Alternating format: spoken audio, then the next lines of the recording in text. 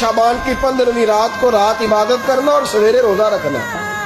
شب برات کو نہ رات چڑھتے ہی اللہ پہلے آسمان پر جو اس کی شان کے لائق ہے نزول جلال فرماتا ہے اور پہلا جملہ یہ فرماتا ہے کوئی معافی مانگنے والا؟ اللہ کرے آپ کو سمجھ آئے.